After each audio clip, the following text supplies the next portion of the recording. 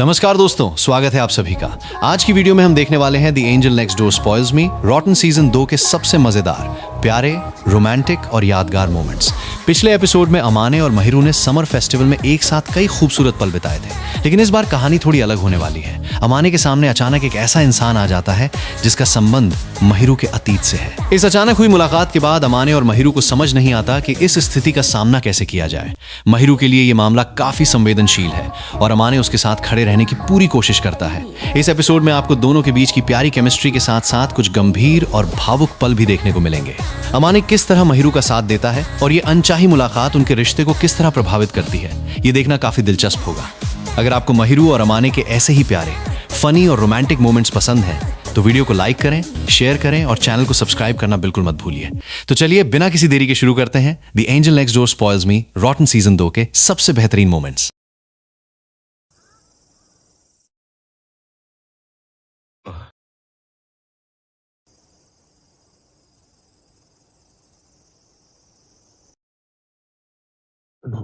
I am very sorry. नहीं, मेरी गलती थी। आप सॉरी मत कहिए प्लीज, मैं रास्ते में खड़ा था। फिर भी मुझे ध्यान रखना चाहिए था। लगता है वो शायद माहिरू के। मुझे नहीं लगता कि मेरे पेरेंट्स ने प्यार में शादी की थी। उनका शायद मुझे पाने का भी इरादा नहीं था। मैं हमेशा सोचती थी अगर मैं उन्हें बोझ लगती हूँ तो फिर मुझे पैदा ही क्यों किया। ये क्या तुम भूल गए? तुमने मुझे मैसेज किया था ना कि तुम आ रहे हो। मैंने तुम्हें इतनी लंबी लिस्ट दी थी तो सोचा सामान ले जाने में मदद हो जाएगी। अच्छा ठीक है। जरूर कुछ ना कुछ हुआ है। अरे नहीं नहीं, क्या बात है अमाने, तुम मुझसे कुछ छिपा रहे हो क्या? समझ नहीं आ रहा कि कैसे बताऊं। जो भी है साफ साफ बता दो। अगर बताना नहीं चाहते तो फिर रहने दो। अभी अभी कंपाउंड में मैं एक अंकल से मिला था। ओह, तो इसीलिए परेशान हो? वो अंकल हमारी बिल्डिंग के सामने खड़े होकर हमारा घर देख रहे थे। उनकी आंखें तुम्हारी जैसी थी। हाँ। दरअसल उनके बालों का और आंखों का कलर बिल्कुल तुम्हारे जैसा था। सच कहूं तो वो दिखने में तुम्हारे जैसे ही लगे। इसका मतलब है तुम्हें लगता है कि वो अंकल शायद मेरे पापा थे? यकीन से तो नहीं कह सकता। वो पापा नहीं कोई और होंगे। आ, सच कहूँ तो मेरे बचपन से ही पापा को मुझ में कोई इंटरेस्ट नहीं था। जहाँ तक मुझे याद है उन्होंने मेरे साथ वक्त गुजारने की कोशिश भी नहीं की। वो हमेशा सिर्फ अपने काम के बारे में सोचते थे। मुझे नहीं लगता कि उन्होंने एक बार भी कभी मेरे बारे में सोचा होगा। और अब तो हमारी ज्यादा कुछ बातचीत भी नहीं होती है। साल में 1-2 बार बात हुई तो भी सिर्फ तब जब उन्हें कुछ काम होता है। इसलिए आज उनके आने का सवाल ही नहीं उठता। और अगर आने वाले होंगे तो वो पहले मुझे कॉल करेंगे। कम से कम आज से पहले तो कभी भी ऐसा नहीं हुआ है। माहिरो, उन दोनों से मेरा बस खून का रिश्ता है और कुछ भी नहीं। उन्होंने मुझे कभी अपने बच्चे जैसा पाला ही नहीं, इसलिए मेरे लिए मेरी असली माँ कोयोकी ही है। ये किस लिए? खुद को कभी अकेला मत समझना। तुम्हें लग रहा है क्या? हाँ, थोड़ा सा। मैं हूं ना। पर मुझे उतना भी बुरा नहीं लगता क्योंकि उनका मुझसे कोई लेना देना ही नहीं है। जानता हूँ। और अब तो मुझे मेरा अपना घर मिल गया है।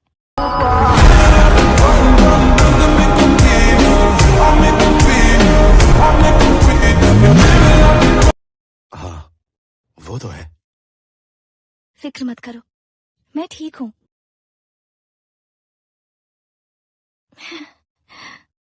अच्छा सुनो ना, अगर वो अंकल मुझे फिर से दिखें तो मैं क्या करूं माहिरो? कुछ भी करो, तुम्हें जो करना है करो, मुझे फर्क नहीं पड़ता। जानता हूँ। मुझे लगता है तुम बीच में पड़ना नहीं चाहती। हाँ, अगर उन्हें कुछ कहना भी है तो पहले उन्हें मुझसे अपॉइंटमेंट लेनी पड़ेगी या कम से कम मुझे मेल करके पूछना पड़ेगा।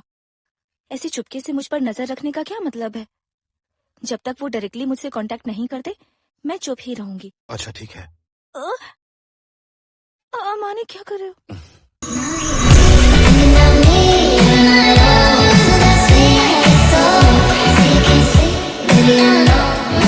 वैसे मुझे किसी की फैमिली के बारे में बोलने का कोई हक नहीं है। फिर भी तुम्हें जैसा ठीक लगता है तुम वैसा ही करो। मैं तुम्हारे हर फैसले की इज्जत करूंगा।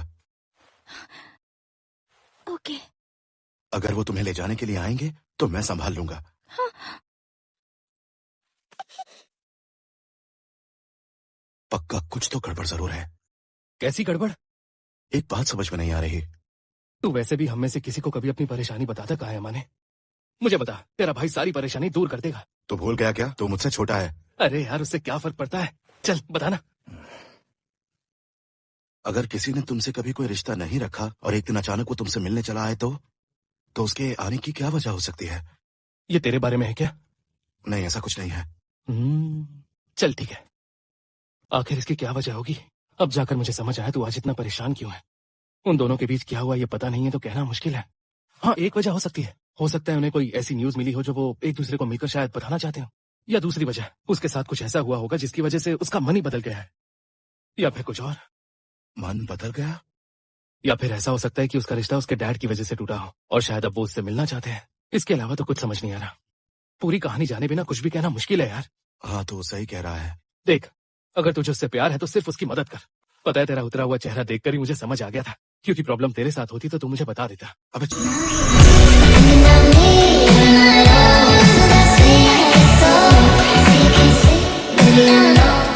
चुप कर। ऐसे अचानक आने की क्या वजह है? कोई इंपॉर्टेंट न्यूज देनी है या मन बदल गया है? सच कहूँ तो मेरे बचपन से ही मेरे पापा को मुझ में कोई इंटरेस्ट नहीं था। अगर इंटरेस्ट ही नहीं होता तो वो इस तरह नहीं आते।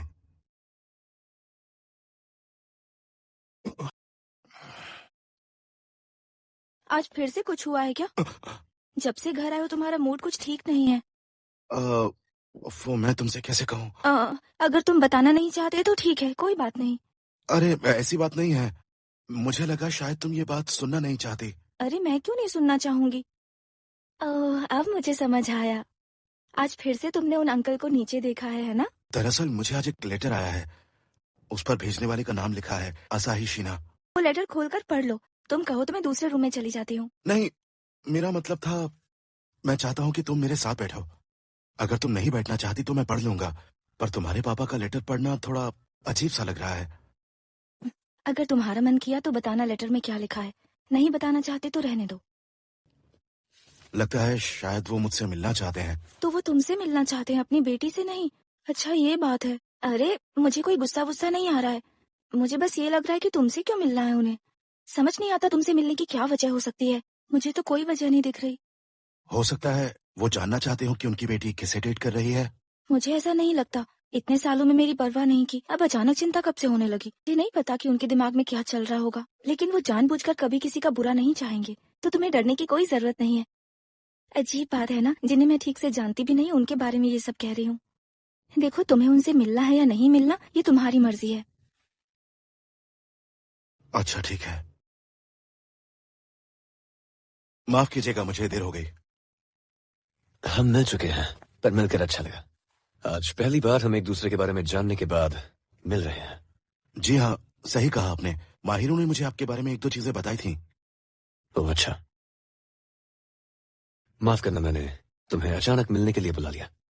मैंने तुम्हें बुला तो लिया, मगर मुझे लगा नहीं था कि तुम मुझसे मिलने आओगे। दरअसल मैं जानना चाहता था कि आप मुझसे क्यों मिलना चाहते हैं, इसीलिए मिलने आ गया। जबकि मुझे लगता है कि आपको माहिरों से मिलना चाहिए, पर आप तो मुझसे मिलने आ गए। तुम बिल्कुल सही बात कह रहे हो, पर मुझे नहीं लगता कि वो मुझसे मिलना चाहेगी। मेरे ख्याल से तुम्हारे पास मुझे पूछने के लिए कई सवाल होंगे।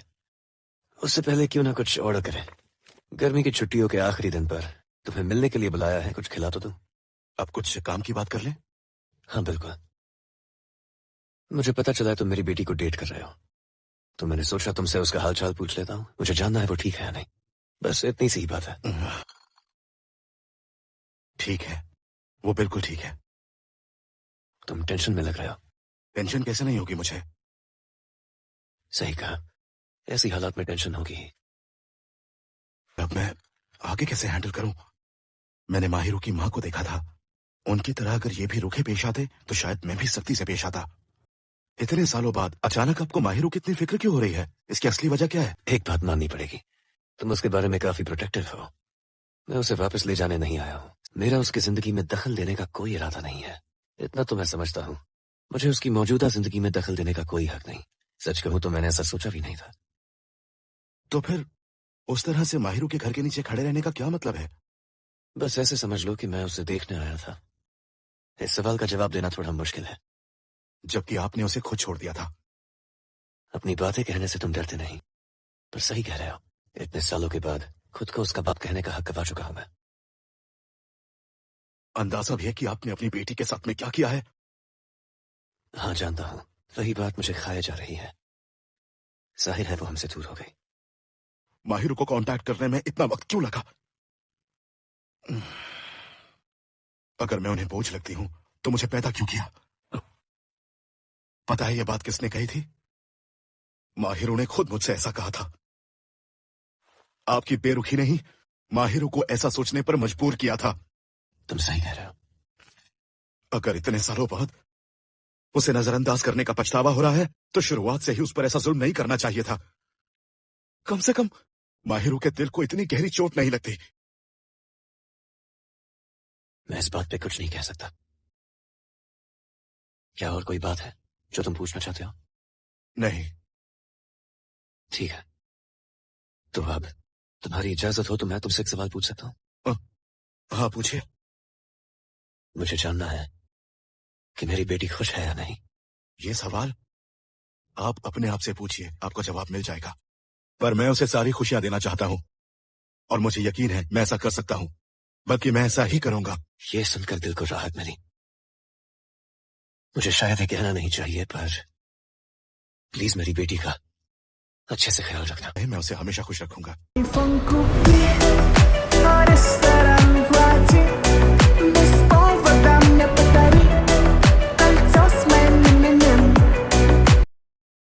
ठीक है, तुम्हारा शुक्रिया। उनसे बात हो गई। चलो अच्छा हुआ। तुम जानना नहीं चाहती क्या बात हुई? मुझे इंटरेस्ट नहीं है। एक बात समझ लो, वो तुम्हारी जिंदगी में दखल नहीं देंगे, इतना मैं यकीन से कह सकता हूं। ये बात है, वो इतनी दूर मेरा हाल जानने आए थे। बड़ी देर लगा दी। वो ऐसे इंसान बिल्कुल नहीं है जिन्हें अपनी बेटी की कोई चिंता ही नहीं है। उन्होंने कभी मुझ पर ध्यान ही नहीं दिया। मैं चाहे कितनी भी अच्छी बच्ची बनूं, उन्होंने मेरी तरफ कभी देखा तक नहीं। कितनी बार मैं उनके करीब जाने की कोशिश करती, मगर उन्होंने कभी मेरा हाथ भी नहीं पकड़ा। धीरे धीरे मैंने भी खुद को समझाया और उनके करीब जाना बंद कर दिया। उनसे कुछ भी उम्मीद करना बिल्कुल बंद कर दिया। इतने सालों बाद वो वापस क्यों आए? अगर वो थोड़ा पहले आते तो शायद मैं। तो अब क्या करना चाहती हो तुम? मुझे नहीं पता, पर मैं इतना जानती हूँ कि अभी मैं खुश हूँ। अब वो मेरे सामने आ भी गए तो भी मुझे नहीं लगता मैं उन्हें अपने पापा के रूप में अपना सकूंगी। अच्छा ठीक है। क्या लगता है, एक बेटी का ऐसा कहना अजीब लगता है क्या?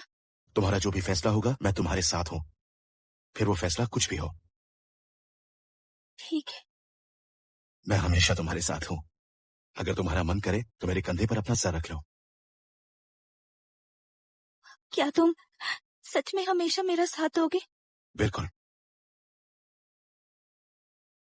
तो आज रात मुझे कहीं नहीं जाना।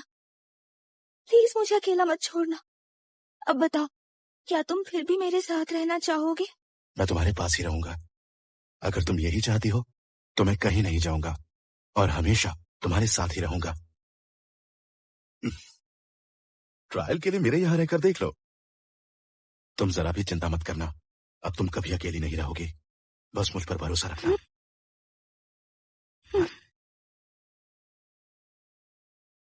तो दोस्तों, आज की वीडियो यहीं समाप्त होती है। उम्मीद है कि आपको the angel next door spoils me रॉटन season 2 के ये प्यारे, मजेदार और दिल छू लेने वाले मोमेंट्स पसंद आए होंगे। अगर वीडियो ने आपके चेहरे पर मुस्कान लाई हो तो इसे एक लाइक जरूर करें।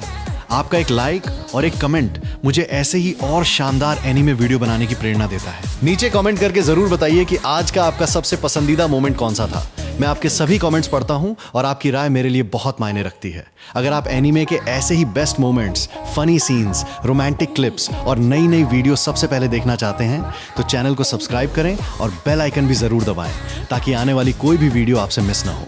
अपना प्यार और सपोर्ट ऐसे ही बनाए रखिए। फिर मिलेंगे अगली वीडियो में। तब तक अपना ख्याल रखिए। धन्यवाद और बाय बाय।